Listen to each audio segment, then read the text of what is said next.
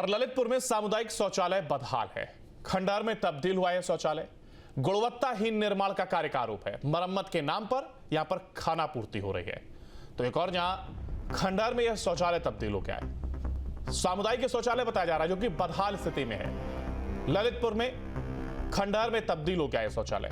गुणवत्ताहीन निर्माण का कार्य का आरोप और मरम्मत के नाम पर खाना पूर्ति की जा रही है। तो एक और जहां शौचालय खंडहर में तब्दील हो रहा है तो वहीं मरम्मत के नाम पर खाना पूर्ति की जा रही है। तस्वीरें आप देख रहे हैं जहां शौचालय का निर्माण कराया जाता है और पहले ही कहा जा रहा है कि जिस समय निर्माण कराया गया था गुणवत्ता विहीन यह निर्माण था और यही वजह है कि शौचालय खंडहर में तब्दील होता जा रहा है। हमारे साथ हमारे संवाददाता इंद्रजीत लगातार बने हुए हैं।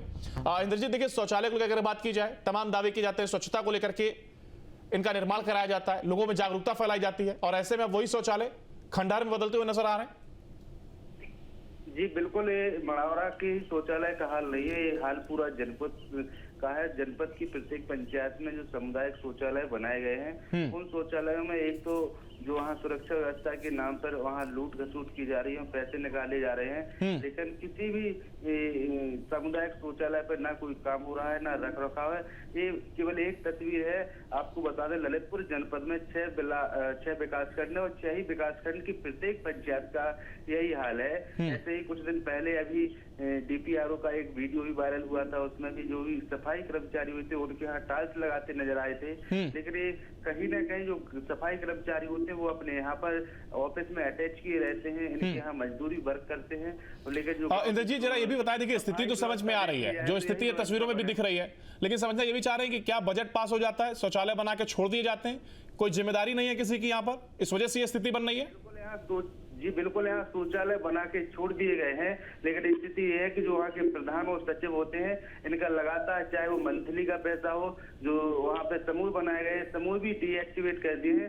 लेकिन अब ललितपुर में एक और घोटाले की स्थिति बनने को आ रही है। यहाँ 1-1.5 साल से करीब समूह के पैसे नहीं निकाले जा रहे हैं, लेकिन जो पंचवर्षीय योजना लास्ट की ओर जा रही है और ये लास्ट की ओर में प्रधान और सचिव अपने जो नए समूह बना करके वहाँ अगुवाई कर रहे हैं और उनमें पैसे 1-1.5 साल का पेमेंट बिल्कुल भुगतान करने की तैयारी में, जहाँ पर ये जनपद स्तर में करोड़ों का घोटाला करने की तैयारी लगी हुई है। बिल्कुल, यानी गजब की व्यवस्था और अजब की तस्वीर जो कि सामने आई है। पैसा पास हो जाता है और निर्माण कराया जाता है शौचालय का और इस तरीके से बदहाल स्थिति में छोड़ दिया जाता है, ना इस्तेमाल हो रहा है। हालांकि जिस गुणवत्ता के साथ इसका निर्माण कराया जाना चाहिए उसमें भी कहीं ना कहीं भ्रष्टाचार शामिल होता हुआ दिखाई दे रहा है। बहुत शुक्रिया आपका हमारे साथ जुड़ने के लिए इंद्रजीत और जानकारी साझा करने के लिए।